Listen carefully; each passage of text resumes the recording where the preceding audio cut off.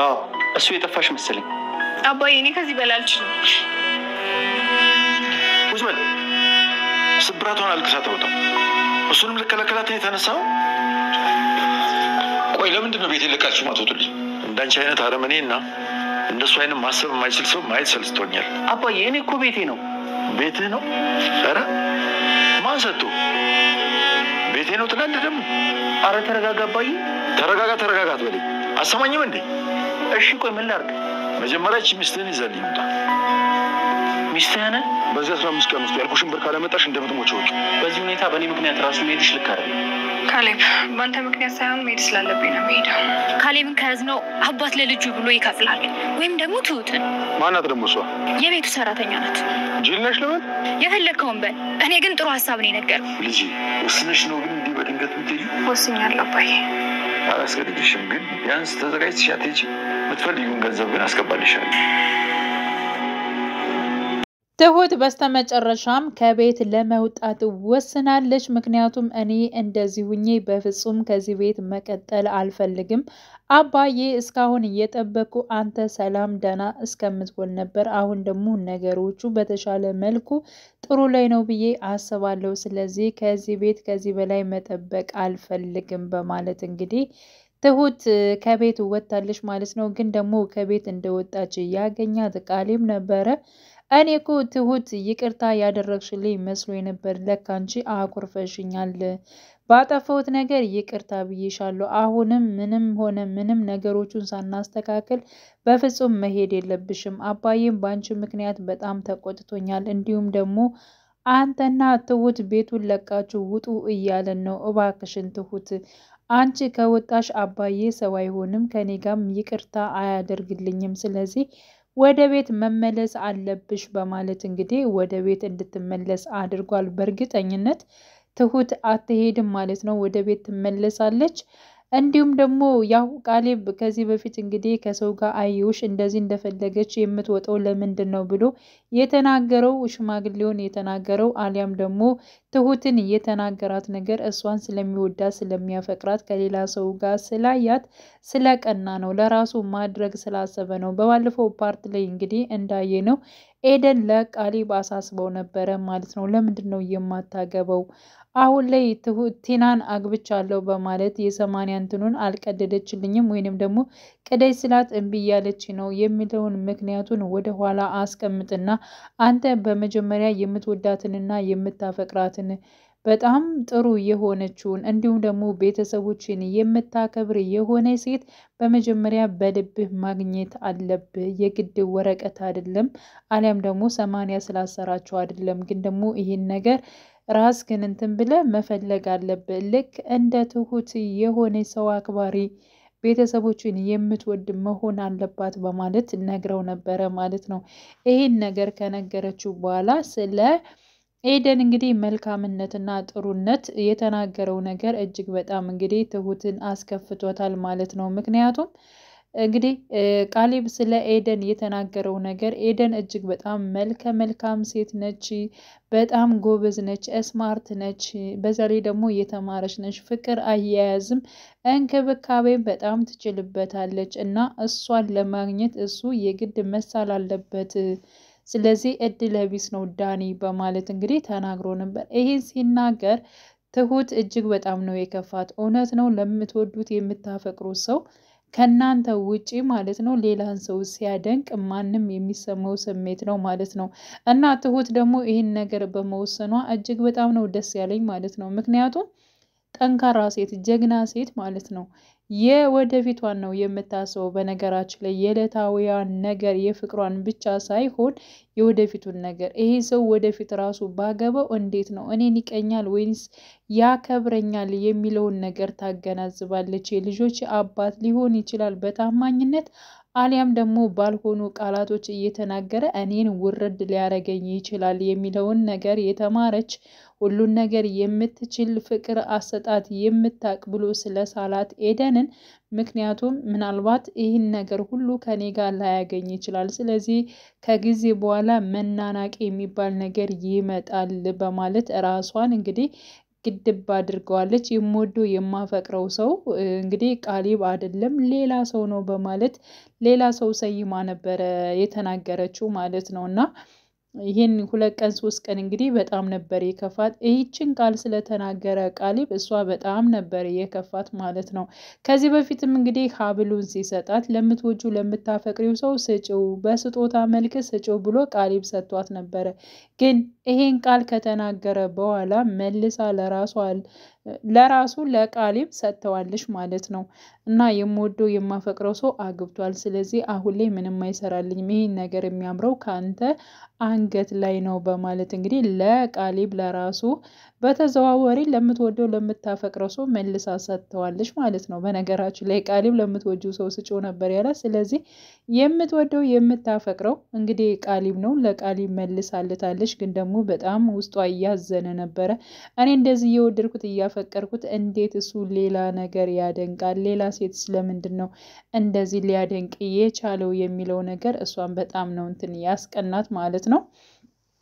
እና አሁን ላይ እንግዲህ አባባን ሲያግተው የነበረው ወይንም ደግሞ ከቲና ጋር ሆኖ የሚሰራው የሰማይ ሰባሪ የሚያክል ሰውዬ እንግዲህ አሁን ላይ ተገናኝተዋል ማለት ነው።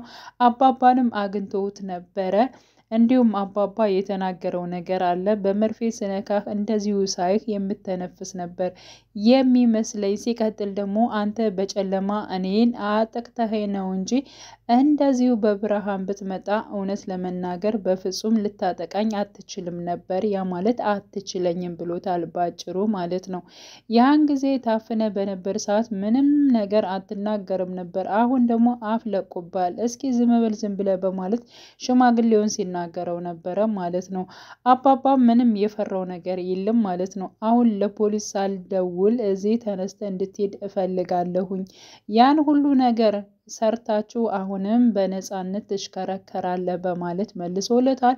እንዲሁም አጋቹ የነበረው ሰውዬ ማለት ነው ለቲና እጅግ በጣም ያው እንደሚያገኛት እንዲሁም ደግሞ ሲያገኛት እንደማይመራት ማለት ነው አሳስቦ ነግሮታል ለሽማግሌው። ግን ደግሞ በመጨረሻም ራሱ ማለት ነው አጋቹ ራሱ ቲናን አግኝቷት ነበር። አንገቷን ጉሮሯን እንቅ አድርጎ አንቺ ተጫወትሽብኝ፣ እስከ ዛሬ እንደዚህ አይነት ስራ ተልካሻ የሆነ ስራ ሰርቼ አላቅም ነበረ። ያን ጊዜ ሽማግሌውን ባገትኩት ታይም እንደዚህ ሰው ዘሽ የመጣሽና ነገሮቹ በሙሉ ግልጽ እንዲሆኑ ያደረጉት አንቺ ምክንያት ነው። ስለዚህ ለዚህ ደግሞ ቅጣትሽ 1 ሚሊዮን ብር እንድከፍኝ ይፈልጋለሁ። ራሴን ከተለያዩ ነገሮች የምጠብቅበት ይሆንኛል። ስለዚህ ብሩን ከየትም አድርገሽ ከየትም ብሩን እንድታመጨው እፈልጋለሁ በማለት እንግዲህ ለቴና ተናግሯል ማለት ነው። ቴና ደግሞ እኔ ይህን ሁሉ ብር የት አገኛለሁ? እኔ ብር ምንም አይነት ነገር የለኝም። ሲቀጥል አንተ ነህ እንጂ ሰውየው ሞቷል ብለ በህይወት ያለው በማለት ስትናገር ነበር። ራስሽ ነው ባክሽን ሞቷል ያልሽው። ሞቷል ስትይኝ በቃ አዎ አልኩሽ እንጂ ራስሽ ነው ያመንሽው እንጂ እኔ አይደለም ያሳመንኩሽ በማለት ተናግሯል። እሱን ተወውና አሁን ሌላ ስራ እኔ እናንተ እንስማማ ብለው ነበር ማለት ነው። ምን አይነት ስራ ነው ደግሞ? ስለ ስራ እኔ እና አንቺ የምንስማማበት ምን አይነት ነገር ቢሆን ነው በማለት እንግዲህ ቴና ያሰበችው ከዚህ በፊትም ይሄንን ቤተሰብ እያንዳንዱ እበጠብጠዋለሁኝ፣ አሁን ላይ ይቅርታ አድርጉልኝ ስላቸው ይቅርታም አላደረጉልኝም፣ ያለኝ ምርጫ እነሱን ብጥብጥ አድርጌ እኔ ገንዘቤን መውሰድ ነው የሚል ሀሳብ ነበረ ማለት ነው። ስለዚህ ከስህተቷ ከመጥፎ ስራዋ አሁንም ተጸጽታ አልተመለሰችም። ለዚህ ነው አባባ ይቅርታ ሊያረግላት ያልቻለው ራሱ ይቅርታ አድርግልኝ ብላ ደጋግማ ስትናገር ይቅርታ ያላደረገላት እሷ ከልቧ ተጸጽታ አይደለም፣ አሁንም መጥፎ ስራዋንና ክፋት ስራዎቿን እያደረገች ስለሆነ የመጸጸት ባህሪ እንኳን ትንሽ ነገር የለሽም፣ አንድ ነገር እንኳን የለሽም። እንዴት ነው እኔ አንቺን ይቅርታ የማደርግልሽ ብሎም እንግዲህ አባባ ሲናገር ነበረ ማለት ነው። እና አሁን ላይ እንግዲህ ላጋቹ የተናገረችው ነገር አሁን ላይ ያው ሽማግሌው ለኛ ብር የሚሰጠን አንድም ልጁን ስናግተው ነው፣ አሊያም ደግሞ ትሁት የምትባል የቤት ሰራተኛቸው ስናግት ነው። እነሱን ካገትነ ከሁለታቸው አንዱን ካገትነ እሱም በግዴታ ብር ይሰጠናል በማለት እንግዲህ ቃሊብን ለማገት አሊያም ደግሞ ትሁትን ለማገት ተስማምተዋል ማለት ነው። ትሁት አሁን ላይ ከቤት ወጥታ እንግዲህ እየሄደች ነበረ።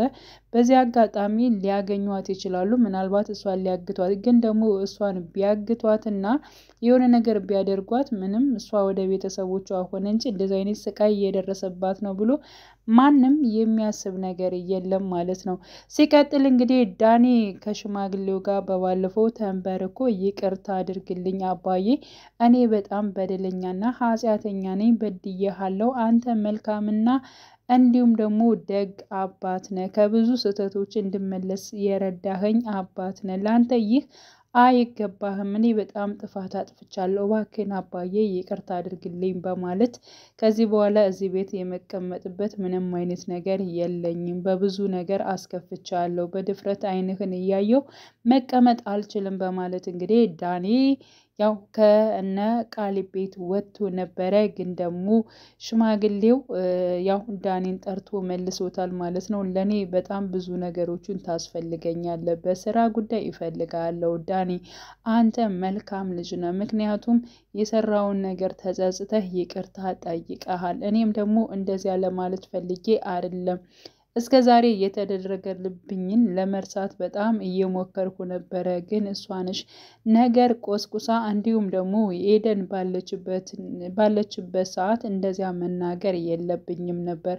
እባክህን አሁን የትም እንድትሄድ አልፈልግም፣ እኔ የምታግዘኝ ስራ አለ በማለት እንግዲህ ሽማግሌው ዳኒ እንዲቀመጥና ከእነሱ ጋር አብሯቸው እንዲኖር አድርገውታል ማለት ነው። እና አሁን ላይ ምንድን ነው የማግዝ ነገር ብሎ ጠይቆት ነበረ። በነገራችን ላይ የጠየቀው ነገር እንግዲህ ቲናን የሆነ ነገር ለማድረግ ይመስለኛል ሽማግሌው ማለት ነው።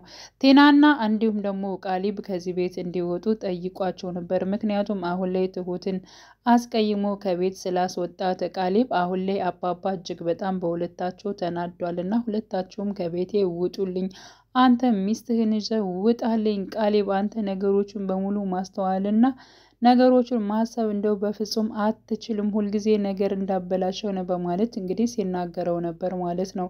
እና ቃሊብ ደግሞ ይሄ እኮ ቤቴ ነው፣ የት ነው የሚሄደው? እንደገና ደግሞ ሚስትህ የምትለኝ እኔ ለምንድን ነው በማለት በነገራችን ላይ ቲናም እጅግ በጣም ደስ ብሏታል። እዚህ ላይ ሽማግሌው ሚስትህን ይዘህ ስል የሚስትነቴን ነገር ስላልካርክ እጅግ በጣም አመሰግናለሁ አባዬ በማለት ስትናገር ነበር ማለት ነው። እና ቲና ተንኮለኛዋ አሁንም እንግዲህ ክፋት ስራዋን አልተወችም። አሁንም ያው ከአጋቱ ጋር እየተስማማች ነው፣ እነሱን እንዴት መጉዳት እንዳለባቸው እና እንዲሁም ደግሞ እንዴት ብር ማንጣት እንዳለባት እየተወያዩ ይገኛሉ። ይህን ነገር ደግሞ በእርግጠኝነት ያው እኔ አብሯቸው ይሰራል፣ እንዲሁም ደግሞ የቲናን ክፉ ስራን ማለት ነው የሚያከሽፍ ይሆናል ብዬ አስባለሁ። ቃሊብና እንዲሁም ደግሞ ትሁት አብረው ይሆናሉ፣ ይዋደዳሉ። በእርግጠኝነት ይቅርታ ይጠይቃታል፣ እንዲሁም ደግሞ ቀለበት ያስርላታል ብዬ ተስፋ አደርጋለሁ።